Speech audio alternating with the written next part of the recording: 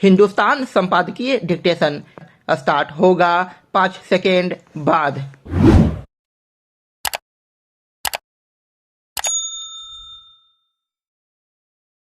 Start. Kerala में कोविड-19 के नए वेरिएंट JN1 का पहला मामला संज्ञान में आने के बाद केंद्र सरकार ने राज्यों को जो एडवाइजरी जारी की है उसे पूरी गंभीरता के लिए जाने की जरूरत है। राज्यों से यह भी कहा गया है कि वे कोविड संबंधी RT-PCR जांच बढ़ाएं। संतोष की बात है कि केंद्रीय स्वास्थ्य मंत्री मनसुख मंडाविया ने बुधवार को सभी राज्यों के स्वास्थ्य मंत्रियों की एक बैठक बुलाई ताकि कोरोना और सांस संबंधी अन्य रोगों पर व्यापक विचार किया जा सके। कोरोना के मामले में किसी किस्म की लापरवाही फिर से एक बड़ी कीमत वसूल सकती है। इसीलिए राज्यों को केंद्र के साथ बेहतर तालमेल बिठाते हुए तमाम एहतियाती कदम उठाने पड़ेंगे।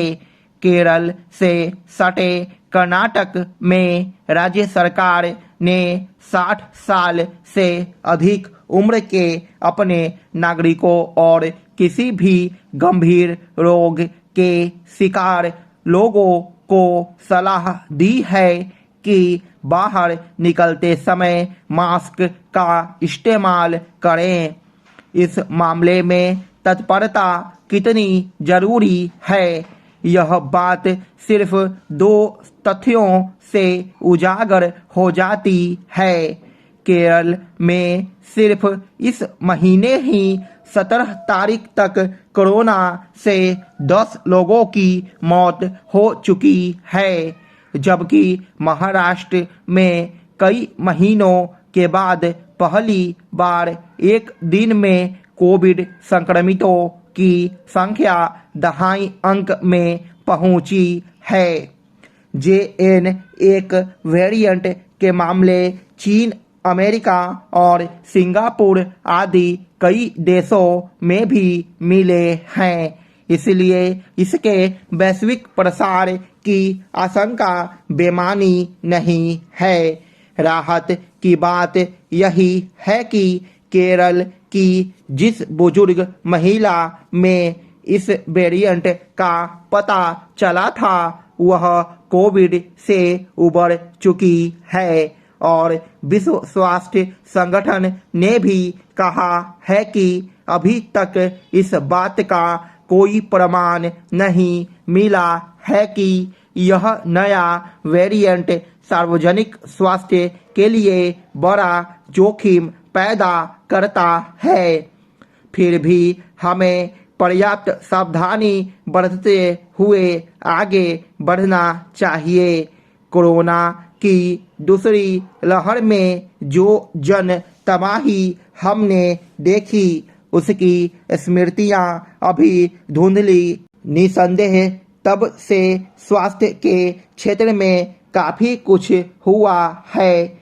अस्पतालों व अन्य ढांचागत सुविधाओं के विकास पर जोर दिया जा रहा है, मगर इस तथ्य को भी नजरअंदाज नहीं कर सकते कि तमाम तैयारियों को पंगु साबित करने वाली आबादी हमारे पास है। गौर कीजिए, भारत में कोविड-19 ने अपना पहला कदम केरल में और सर्दी के दिनों में ही रखा था।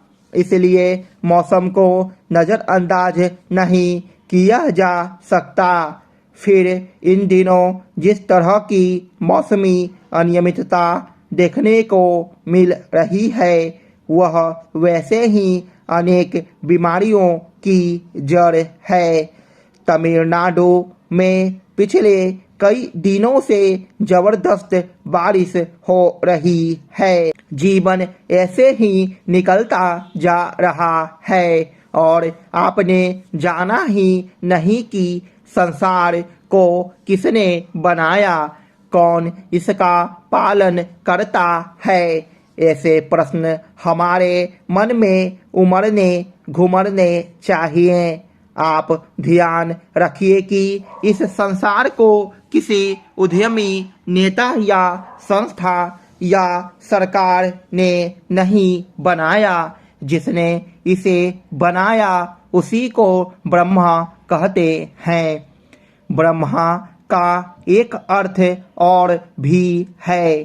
कहा गया है यह महान बहुत हैं, हम लोग महान नहीं हैं।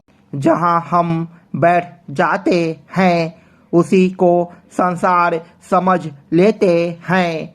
हम छोटे लोग हैं। जहाँ जो बैठा है उसका संसार बस उतना ही बड़ा है।